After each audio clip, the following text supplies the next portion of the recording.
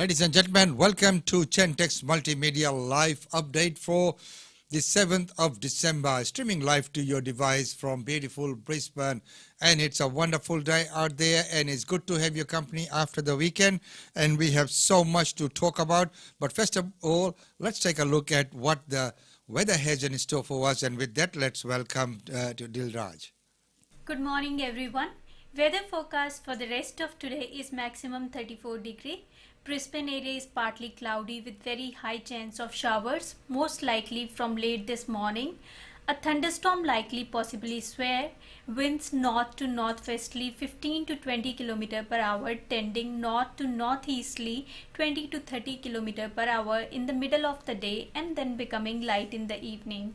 Fire danger is high, sun protection is recommended till 40 past 3 and UV index is predicted to reach 11, that is extreme. Till tomorrow, stay safe and enjoy the rest of your day. Thank you very much, Dilraj, for that update. Well, right now we go and take a look at lots that's happening out there.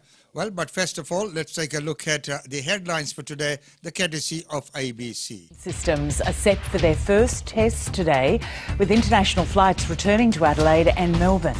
It's the first time foreign passenger flights will land in Victoria since July, when the botched hotel quarantine scheme led to the state's second wave. A flight will also arrive in Adelaide this morning in what will be the first challenge for South Australia's overhauled scheme since the Parafield cluster was seeded from one of the city's Medi hotels. Coronavirus restrictions in Victoria have eased overnight, with mandatory mask use scrapped, except in shopping centres, supermarkets, taxis and rideshare vehicles and public transport. Density limits in hospitality and retail venues for weddings and funerals are also being reduced. Up to 100 people can now gather outdoors together. And COVID restrictions are also easing today in New South Wales. Capacity will effectively double in hospitality venues, with the 4 square metre edict replaced by 2 square metre rule. A second water bombing air tanker will arrive in Queensland today from New South Wales to assist firefighting efforts on Fraser Island. Residents in Happy Valley have been told to leave immediately after strong winds pushed the fire within a few hundred metres of properties and homes. The fire was sparked by an illegal campfire 7 weeks ago, and it's blackened roughly half of Fraser Island. How irresponsible is that, when you look at the illegal fire that was lit and look at the consequences that it has now. Well, right now, let's go to India, where the deadlock still continues with the farmers and the central government. There has been no agreement that's been reached, though talks have begun. Talks are continuing, but as of today, there have been no agreement that has been reached so far. And for tomorrow, Bharat Bandh, which is meaning close a whole of a national close down, is being planned. So here's that report courtesy of India Today. An update this morning on the protest by farmers. They've in fact raised the stakes. They've given a call for a Bharat Bandh on December 8th. The farmers have threatened to intensify their agitation and block a lot more roads leading to Delhi if the government doesn't accept their demands. Support is continuing to pour in for farmers. Bengal Chief Minister Mamata Banerjee spoke to the agitating farmers and assured full support for their protest. In Tamil Nadu, the DMK will be holding a statewide protest. DMK Chief M.K. Stalin will be leading a protest in Tamil Nadu. Salem, in Bihar, Mahagathbandhan will protest at Patna's Gandhi Maidan, with CPI leaders planning to block roads in the city. 6 entry and exit points to the national capital remain blocked as the farmers' agitation continues. Massive traffic snarls earlier were reported at the Delhi-Noida flyover. This was yesterday due to these border closures. All eyes are on today's meeting. If the government fails to convince the farmers, not just Delhi staring at a long-drawn agitation there, but we're also going to be witnessing then a Bharat Bandh on December 8th. ਜਿਹੜੇ ਅੱਜ ਕੁਝ ਨਵੇਂ ਫੈਸਲੇ ਸਾਰੀਆਂ ਜਥੇਬੰਦੀਆਂ ਨੇ ਲੈ ਗਏ ਨੇ, ਉਹਦੇ ਵਿੱਚ 5 ਦਸੰਬਰ ਨੂੰ ਮੋਦੀ ਗਵਰਨਮੈਂਟ ਤੇ ਕਾਰਪੋਰੇਟ ਘਰਾਣਿਆਂ ਦਾ ਇਹ ਪੁਤਲੇ ਫੂਕੇ ਜਾਣਗੇ। ਸਾਰੇ ਇੰਡੀਆ ਦੇ ਵਿੱਚ 5 ਤਰੀਕ ਨੂੰ ਕਾਰਪੋਰੇਟ ਘਰਾਣੇ ਤੇ ਮੋਦੀ ਸਰਕਾਰ ਦੇ ਪੁਤਲੇ ਫੂਕੇ ਜਾਣਗੇ। 7 ਤਰੀਕ ਨੂੰ So on the 7th December, ਜਿੰਨਾ ਵੀ ਵੀਰਾਂ ਨੂੰ they will retain all the medals that have been given to anyone. ਔਰ 8 ਤਰੀਕ And ਨੂੰ on 8th, they have decided to call for Bharat Bandh, which is a closer of all the ਸਾਰਾ ਭਾਰਤ ਅਸੀਂ ਬੰਦ ਕਰ ਦਵਾਂਗੇ। 8 तारीख में हम भारत बंद का हमने ऐलान किया है, पूरे देश में हम बंद करेंगे और उसके बाद हम आगे इसमें एक बड़ा मास मूवमेंट, क्योंकि ये जो एक सरकार ने जो भ्रम फैला रखा है कि केवल पंजाब हरियाणा का किसानी है, ये अगर फिजिकल प्रेजेंस ही चाहते हैं उन किसानों की तो हम उनको लाना शुरू करेंगे प्रदेश वाइज यहाँ दिल्ली में। जो भारत बंद का ऐलान किसानों ने किया है उसके समर्थन में देश के सभी किसान संगठन और सारे किसान इसका समर्थन करेंगे, वो भारत बंद करके दिखाएंगे। Aishwarya Paliwal is joining us live now from the Ghazipur border, the area that borders Ghaziabad in Uttar Pradesh and the national capital. Aishwarya, good morning. The site where you're standing, we've been seeing protests happening since day one there. We've got lots of farmers gathering there. But how are the farmers really upping the ante? Have they blocked more border areas to Delhi? Well, at the moment, Akshita, from the only lane which has been blocked is the lane where I'm standing, and traffic from the state of Uttar Pradesh enters the national capital. So this road has been blocked. But on the other side, you will be able to see a lot of tractors have come in. This is something which has happened in the past 12 hours. So this clearly points towards the fact it's not just farmers from Punjab and Haryana, but a lot of farmers from the state of Uttar Pradesh too have now joined in the protest. Most of the farmers are saying that this is just a trailer. If the government does not pay heed to what they have to say, we will see all the national highways connecting the national capital with other states, all of them will be blocked. This is just the beginning, is what farmers here at the Ghazipur border are saying. See, you'll be able to see on the other side, these trucks, these tractors were not there yesterday. They have been brought in last night. This clearly shows that the farmers are now putting a lot of pressure on the government, telling them what can happen if their demands are not met. Back to you, Akshita. All right, Aishwarya, thank you for getting us the ground report this morning. Hello everyone.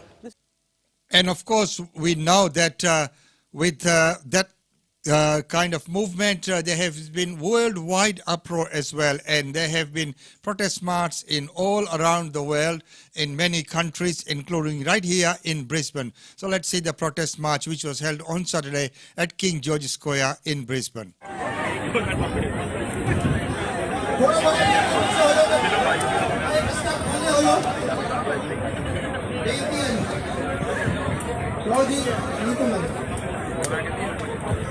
And by far till date it has been one of the biggest protest marches of its nature here in Brisbane. So this is history in the making.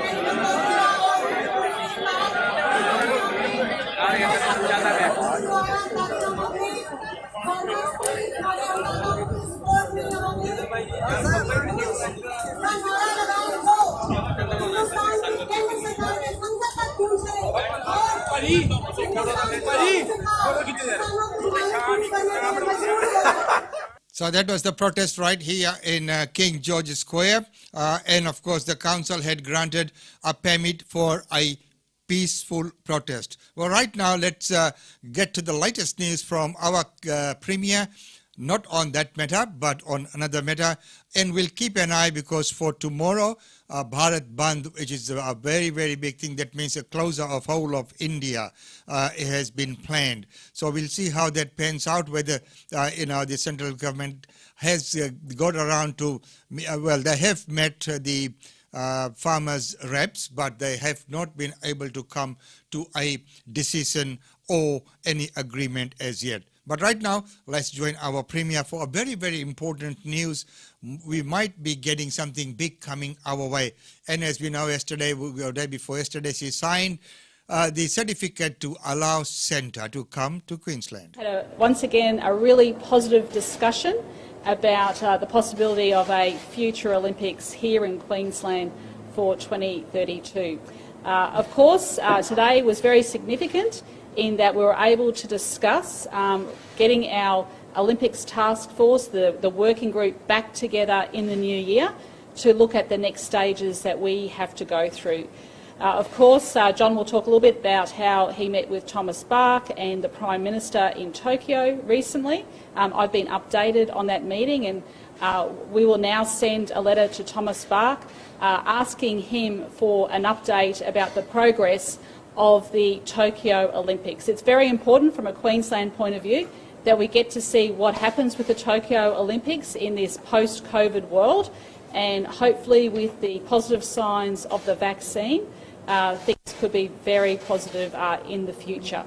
So we're here to keep an open mind. I've also asked John to come and address our Cabinet in the new year around early February, and he has accepted my invitation to do that. So I'll hand over to John to say a few words, and also I just wanted to advise everyone that Minister Hinchcliffe, in his capacity as Minister for Sport, will now be assisting me in this role, as Kate Jones did that previously, but she has now retired from politics, and we wish Kate all the very best. So I'll hand over to John.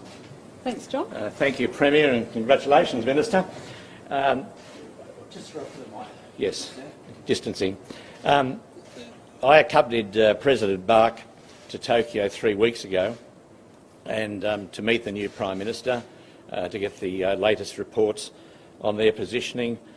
He confirmed, Sugar, that the Games are going ahead, and all of the arrangements are in place for the Games to go ahead, and I can talk to anyone who would like to separately on that. So the Games are definitely going ahead, postponed Games on the 23rd of July, and all of the countermeasures that need to be put in place are happening if we have a vaccine. So there you go. The news there is that in 2032 we might be having the Olympics right here in Queensland. Well, is it a good move or what? Well, I've been following some of the posts on social media, and people are saying that no one else wants it, and that's why we're taking it on. Why are we taking it on? But of course, as we know, Tokyo, everyone's got their big eyes on it, and to see how it pans out there. And as the Premier said, that it will be very important to see what happens there. That will have implications and bearings if we decide to go ahead with the 2032 one right here. Well, in the weekend, what else did happen? There was lots that happening in Brisbane right at this point in time, but one event was Mandela Day celebrations. Of course, we know that it was originally planned to be held in July, but because of the COVID-19, it was postponed to be held on Saturday. So here's some glimpses of the night. To contain the excitement, but before we go any further to unleash this excitement on the celebration of our great Nelson Rolihlahla Madiba Mandela, I would like to just perhaps take a few minutes, a minute or so, just to go through some housekeeping.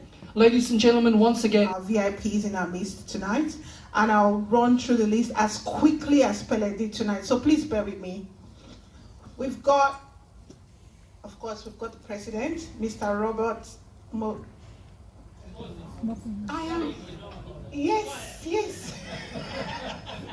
I am African, but I can't speak African, so pardon me. I will again acknowledge Mr. Tabiso Petuka, Chairman of the Board of the Eastern Cape Disability Economic Empowerment Trust, and he'll be speaking to us a bit later via video. And he's in the Eastern Cape, which is a part of the world where our great Rolihlahla Nelson Mandela was actually born. Mr. Atten Budd, Board Chairman, Ethnic Communities Council of Queensland, Mr. Elijah Behol, OAM, Deputy Chair, Ethnic Community Council of Queensland, Ms. Jasmine De Beer, Queensland Community Liaison Officer, Office of the Regional Director, Queensland Department of Home Affairs, Professor Robert Schweitzer, Faculty of Health, School, Psychology and Counselling, Queensland University of Technology, Mrs. Roxanne Tobias, International Projects Unit, Mr. Shyam Das, President of the Federation of Indian Communities Council,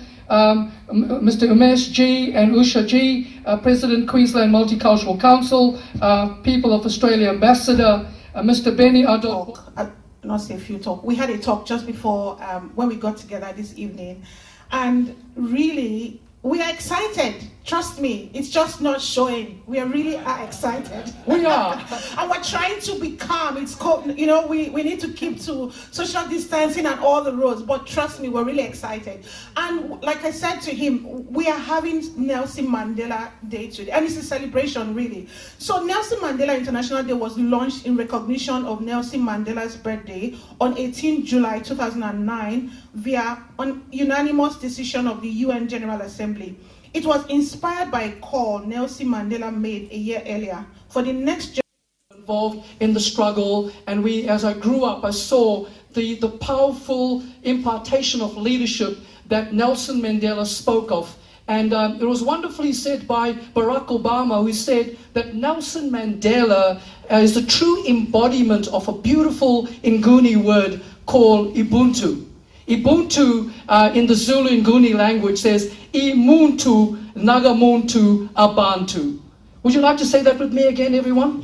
Imuntu Nagamuntu Abantu. Now we're going to get really excited and say the way we should. Imuntu Nagabuntu Abantu. Now what that means, I am because of you. We are because of each other. And that beautiful phrase that we've all heard, and we hear it quoted across the world, it takes a village to raise a child.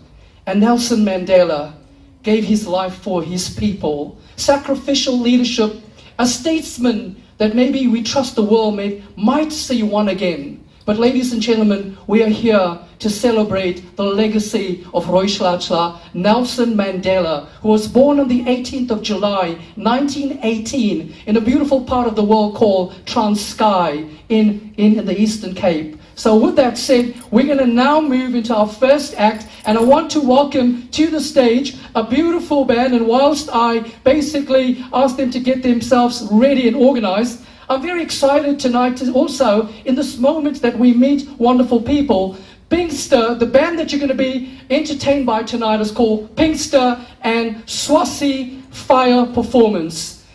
Pinkster and Swazi Fire Performance. In just a few minutes when we spoke, I used to send bands to the beautiful place of Swaziland almost 30 years ago when we were basically traversing across the different nations in Africa. So that was Pele Ramdhani, and what an amazing MC he is, you know, and of course, being from South Africa, he knows the background. So whenever you're doing any function or event as an MC, and if you know the culture and the background, so that makes a big difference rather than just following the briefings. Well, the other function that we attended on the weekend was the Lions Club of United Asia and their function. So here's some glimpses from that function. And my MC partner. Hello, my name is Amanda. Nice to meet you all tonight and welcome. Yeah, so tonight, we're gonna have something like more relaxing. Like you guys know that normally every year we will have the Christmas party at Marriott Hotel. But because of this year, it's have been very tough year for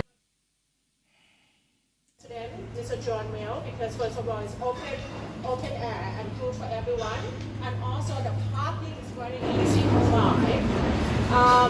What else do we have, Amanda? And usually Christmas is the last festival of the year.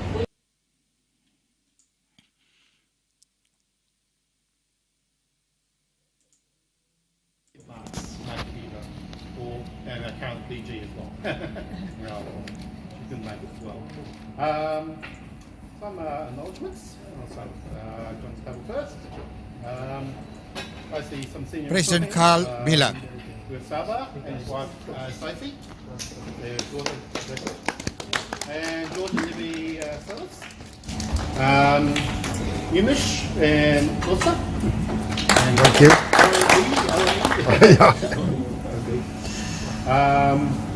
Eric can't make it tonight either.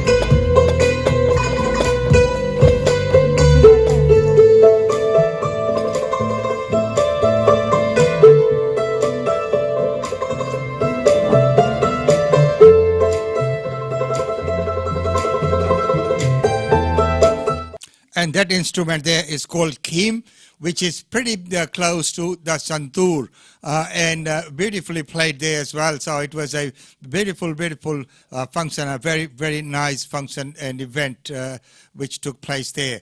Well, right now let's move on with some of the news and news in brief. First of all, let's go to Victoria and let's see what's happening with the borders there. What are the new regulations that are coming in? Office-based workplaces, private sector, will be able to move to 50% of employees from Monday the 11th of January. People watching and listening will know that private sector offices at the moment are at 25%. They'll be able to take that jump to 50% on Monday the 11th of January. We have kept the public service at home so as to favour the private sector. And more room to get back to that COVID-safe summer. But again, subject to advice, from Monday the 11th of January, the Victorian Public Service will move to 25%, and hopefully again on Monday the 8th of February, the public sector, Victorian Public Service, will be able to move to 50% of employees in offices. Now turning to seeing family and friends. I'm very pleased to announce that from 11:59 p.m. tonight, as opposed to the 13th as we had foreshadowed, we're essentially bringing forward everyone's ability to have 30 visitors daily from any number of households to their home. So 15 goes tonight, and you'll be able to have, from midnight tonight, 30 visitors from multiple households to your home over the course of a day. That's not 30 for lunch and 30 for dinner, that's 30 across the day. I'm sure that will work.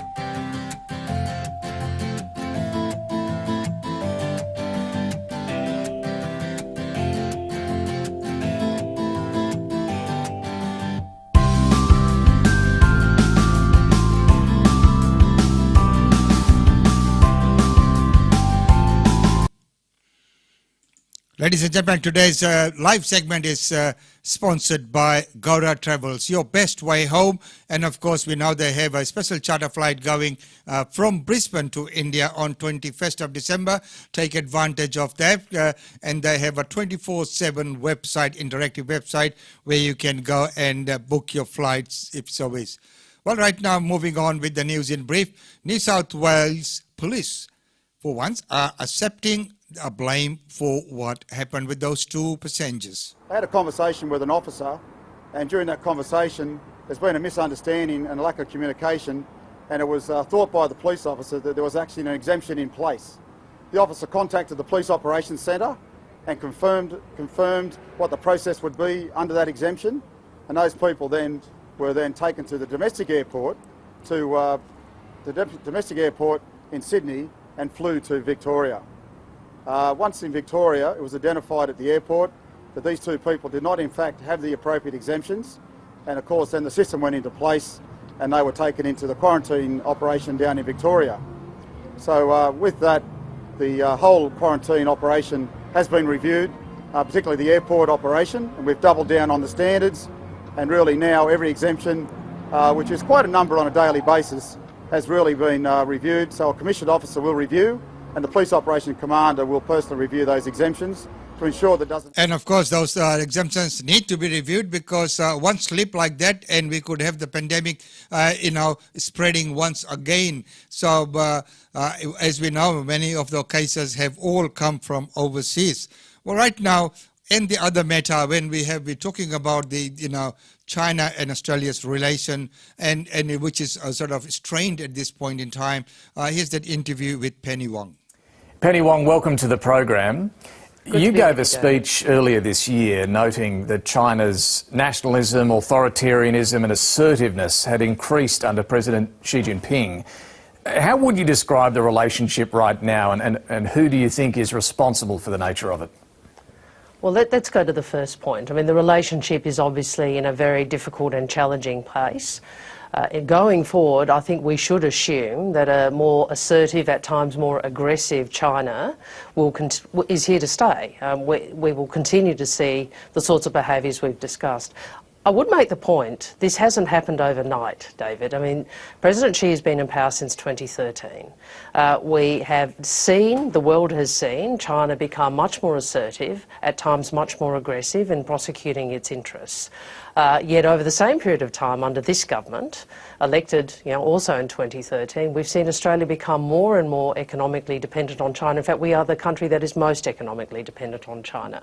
So I think it is legitimate to say, where is the government's strategy for diversifying our exports? Where is the government's strategy for, the effects of a more assertive China? What we have had is the Agriculture Minister blaming exporters for failing to find alternative markets. I mean, for me, that just underlines a lack of a strategy. And I want to come to that and what absolutely can be done to diversify our trading relationships, help business find new markets and so on. But the issues, the problems between Australia and China are really the focus here. Again, is it fair to say that the relationship's completely broken down on the government's watch? Is that blaming the Australian government for the problems in the relationship? Look, I think that is an obvious statement of fact. The government's in power and we know what's happened to the relationship. But I think that in many ways the more important point is what is the strategy? And Anthony and the Labor Party have been talking at length in recent time particularly, but for some time about what is the strategy to deal with the effects of a much more assertive, at times aggressive China? What is the strategy in terms of our economic diversification? And what is the strategy in terms of working with others in the region, allied nations, aligned nations, for the rules of the road, not only on defence, which is important, but on trade and on diplomacy. But just take the first of those you mentioned there, the strategy in terms of fixing the problems with China. What are you suggesting needs to be done there? I think that's the wrong way to articulate it, actually. I think the strategy should be, working out how we deal with the effects for Australia and the region of China, which demonstrably is taking a very different stance towards us and towards the region. And of course, as he has mentioned, that's not the right way to ask that question, but what and how do we go about it? That's the main key question, how, what, where, and how do we actually do it when we have actually hit the rock bottom?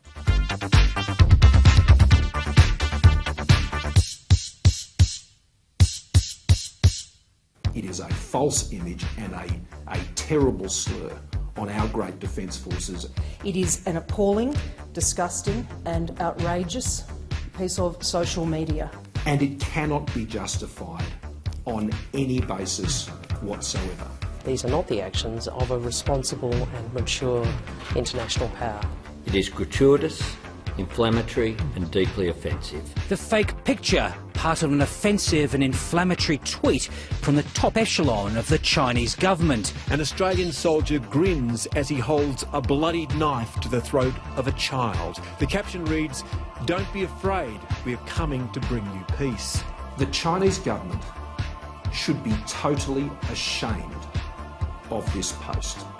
It diminishes them in the world's eyes. Australia's condemnation of this image is above politics, and we all stand as a nation in condemning it. China is determined to make an example of Australia, but in doing so it's parading its true nature in front of an increasingly anxious world. It was an unfactual post, and of course that would concern us. It's not the way to responsible international partners act, and we'd like to see them get back on side. How does it feel to treat me like you do? The Chinese embassy in Canberra has defended its government's Twitter attack on our armed forces, calling Australia's response unacceptable. People wondered why a national leader would have such a strong opinion to an artwork. And the ambassador's response there is that, from Australia's part, it's overreaction to the situation. Well, right now, here's for a bit of a better news. Christmas is coming, and Royal Melbourne Hospital Choir gets into the tune.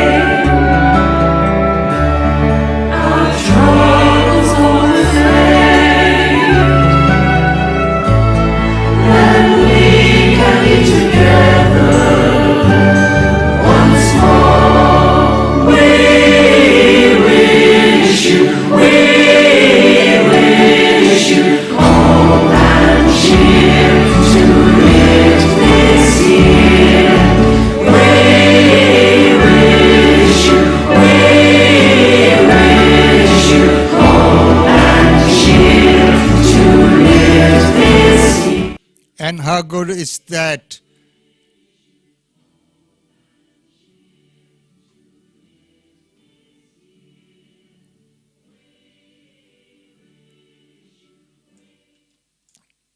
And how good is that? Of course, we're now putting something together like that, especially on an online version, and making it all sync and play together. It's amazing, but it's the spirit, it's the time.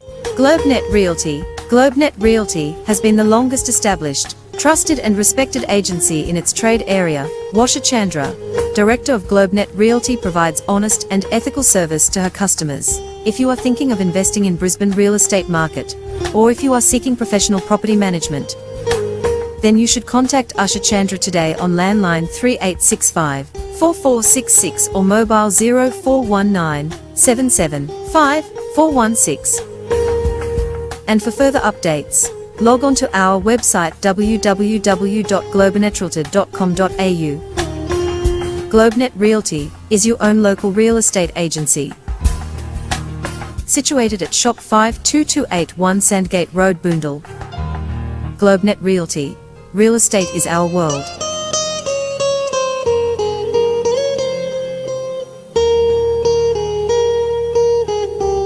And real estate is the world. And of course, don't forget that today's segment is brought to you by the courtesy of Gowda Travels as the main sponsors.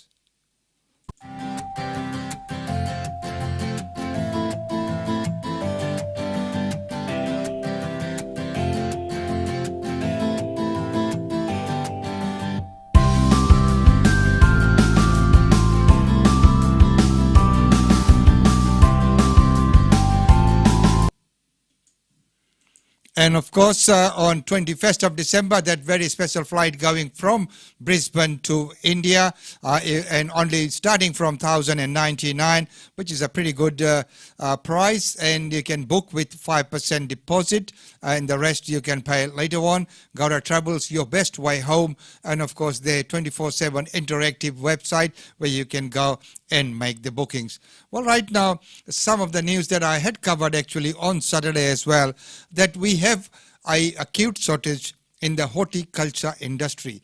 There is a shortage, and we are getting laborers to come in from overseas to fill in those jobs. These jobs are critical because they are on picking up the fruit and the harvest, because they need to be picked up at a particular time.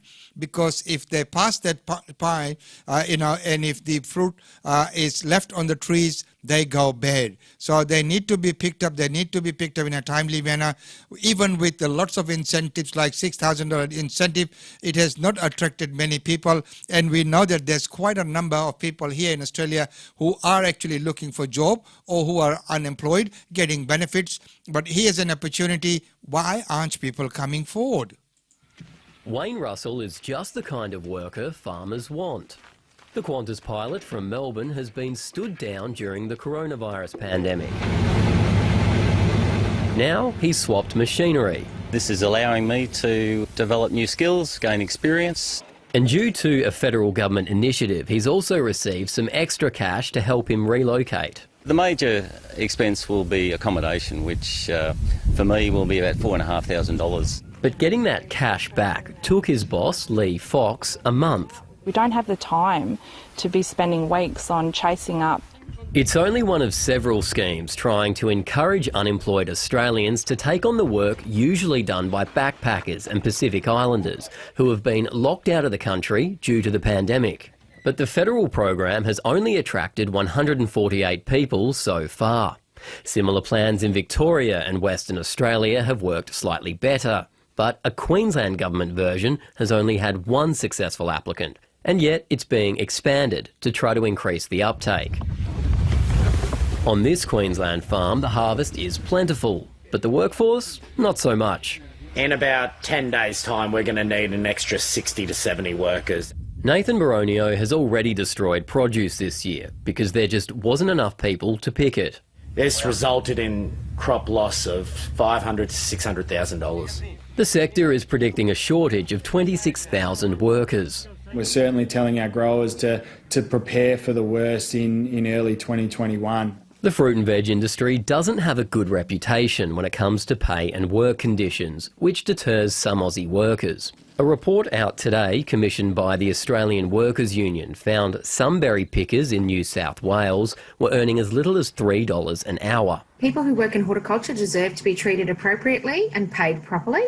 And that said, if there are concerns about worker treatment and underpayment, we have the Fair Work Ombudsman. In the meantime, a small amount of Pacific Islander workers have arrived in the country for the harvest. The federal government wants the states to make that process even easier.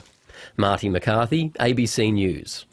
Well, of course, everyone likes to just come to the cities, and no one is willing to go out there and do the work that is much needed. As you can see in that farm, that farmers have already destroyed so much of the produce because the fruits need to be picked up in that time to be distributed to the market, and if they're not picked up in the timely manner, they go to a waste. And spending a whole year trying to get the fruits up to that stage and then having to put it to waste just because there's not enough people who want to come and pick it. Of course, no one should be exploited. As was reported that some farms, the pickers were not paid the proper award wages. That is not something that needs to happen. Of course, everyone's rights needs to be protected. But of course, by the same token, there's so many people who could be out there working, making Australia great again, and working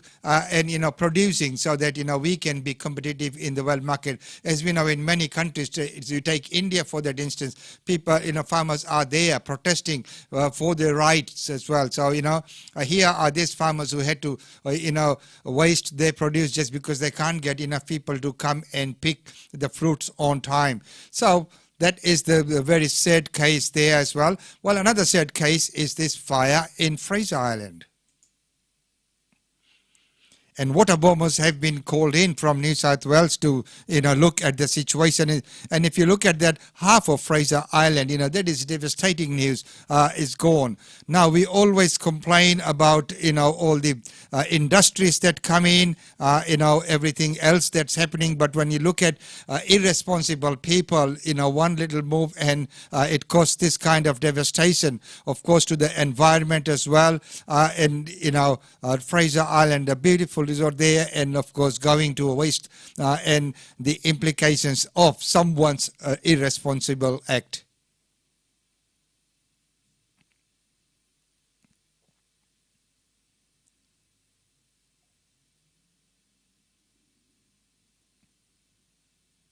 And I hope those water bombers who have been called in from New South Wales are able to control the fire. Well, next up, we will look at, of course, there has always been so much talk about the national anthem.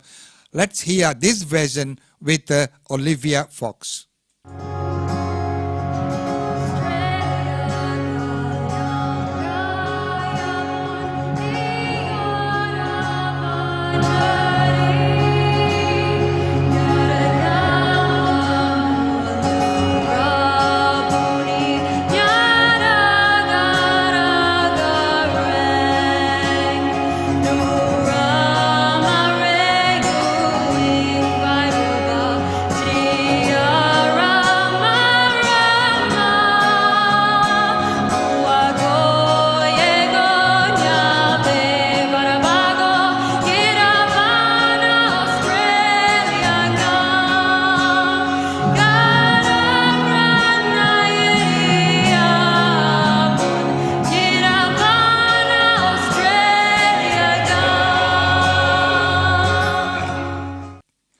Wow, what do you reckon? I think that's just amazing, language, and if all put together with that same message, it is just so wonderful. Well, right now we'll go to this is where the onlookers had a chance to and actually see the capsule as it landed. Amazing pics there. Oh, good, mate. See the handle of it?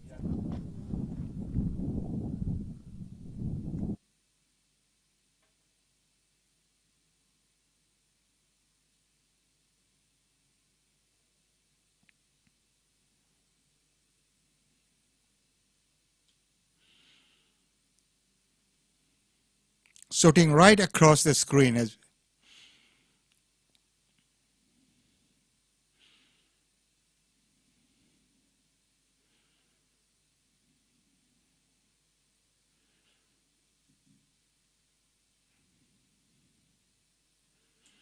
so a matter of being at the right place at the right time. Well, the next topic that we have, once again, it was briefly discussed on Saturday, is the Great Barrier Reef. And once again, there have been so much calls there for, looking after the Great Barrier Reef, protecting it for the future generations and everything like that. But I think, there are certain times, especially times like now, when they're going through that synchronized reproduction. At times like that, I think the reef needs to be left alone. There should be no one wandering in there. So, even the divers should not be allowed.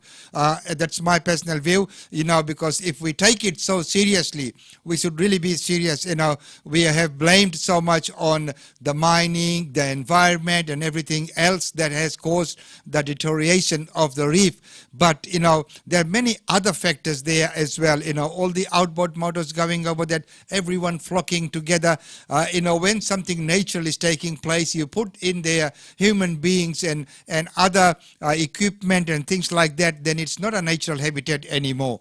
The coverage there by ABC, the footage is amazing. But again, is it invasion of their privacy?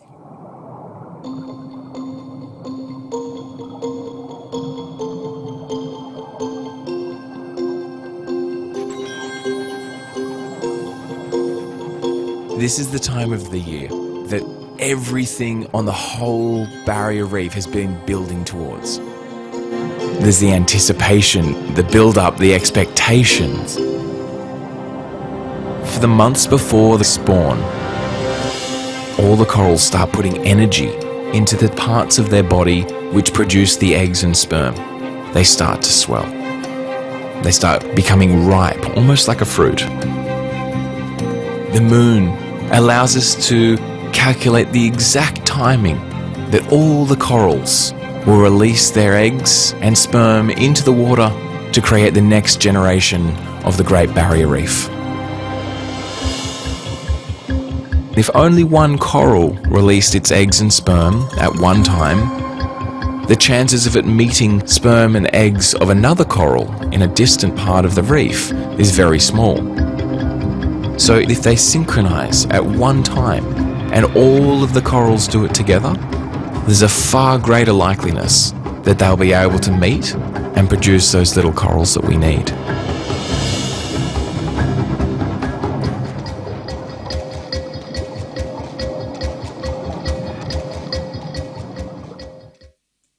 So it is amazing, that site there. It is amazing to see that actually happening. But as I said before, that all natural phenomena like that, I think they need to be left alone. If we really, really care about the next generation of reefs coming on, we really need to be responsible from our side as well. Well, ladies and gentlemen, it's been wonderful having your company today, as usual. And right now we will finish off with all the functions and events that are taking place right here in Brisbane. It's been wonderful having your company. As we know, in India, tomorrow is Bharat Bandh. It has been planned unless they can, reach a agreement with that deadlock that has been happening. There have been talks which have been happening between the central government and the reps of the farmers, but there has been no agreement that's been reached, and we have seen that the farmers have been getting support from worldwide, from everywhere, from all around the world. There have been support pouring in for the farmers, and now we have seen other states joining in what was originally seen as a movement from Punjab, but right now other states are joining in as well. But there are reports coming in from Gujarat and other places where they say they are actually benefiting, the soybean farms and other ones are actually benefiting from the new or the proposed laws. But there's always the two sides of the equation, and we will see how it pans out. We'll keep an eye on that. Right now, here's all the functions and events for the weekend. I mean, not for the weekend, for the week.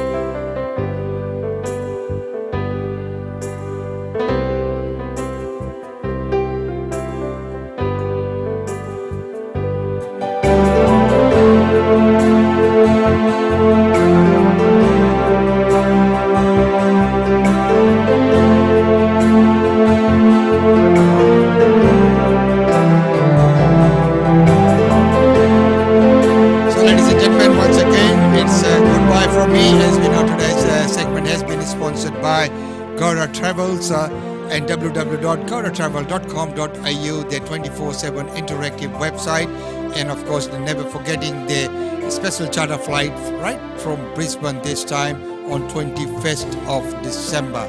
So to take advantage of that, make sure that you book in pretty quick smart.